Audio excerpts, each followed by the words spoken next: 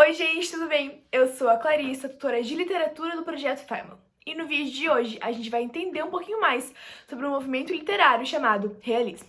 Então o realismo foi um movimento literário e artístico que teve início em meados do século XIX, lá na França. Então ele era representado por um olhar mais realista e objetivo sobre a existência e as relações humanas. Então, por conta disso, ele surge como oposição ao romantismo e sua visão idealizada da vida.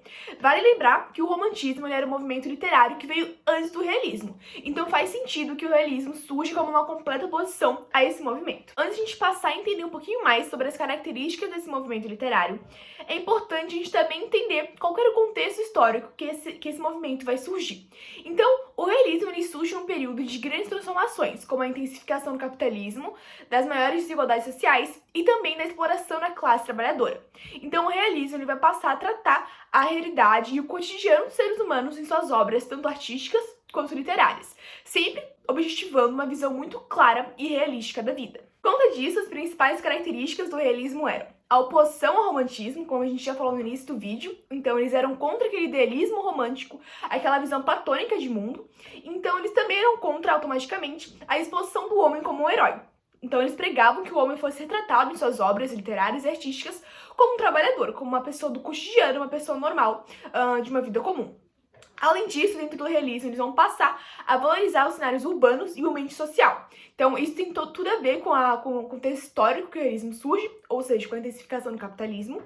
Além disso, ele tem um caráter objetivo, ou seja, ele vai retratar as cenas do cotidiano de forma direta, realística e completamente detalhada.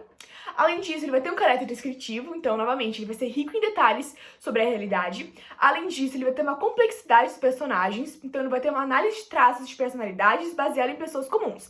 Essa é uma característica que vai bem contra o romantismo, porque o romantismo, ele tinha como característica a essência de personagens planos, ou seja, ou a pessoa ela era do bem ou do mal.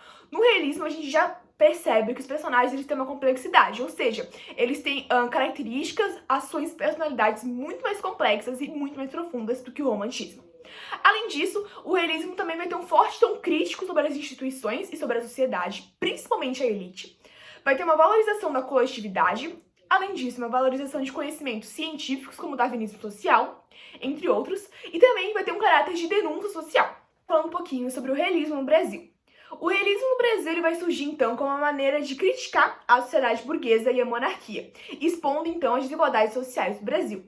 Além disso, ele surge, então, no período em que ocorre a abolição da escravatura, o que resulta na chegada de imigrantes para suprir a mão de obra trabalhadora, e também vai surgir no período de diversos avanços tecnológicos no Brasil. O mais importante quando a gente fala de realismo no Brasil é pensar imediatamente num autor que foi muito importante para esse movimento literário aqui no nosso país.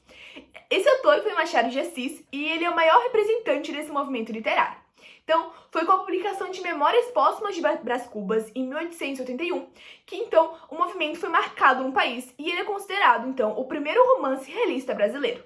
A obra, então, Memórias Póstumas de Brás Cubas, ela então vai tratar de um romance psicológico cujo personagem principal é Brás Cubas. Então, ele é um defunto ator, ou seja, ele escreve quando está morto, e ele vai então expor as suas experiências pessoais. Memórias Póstumas de Brás Cubas deixa claro uma das principais características de Machado de Assis enquanto autor, a utilização muito marcada do sarcasmo. Ainda então, por fim, essa obra ela exemplifica uma das principais características do movimento literário realismo, que então a utilização de uma visão pessimista, negativista. O que acontece quando Brás Cubas narra sua vida marcada pelo fracasso. Então esse foi o vídeo, espero muito que vocês tenham gostado. Não se esqueçam de curtir o vídeo e se inscrever no canal para não perder nenhuma novidade. Até a próxima, tchau!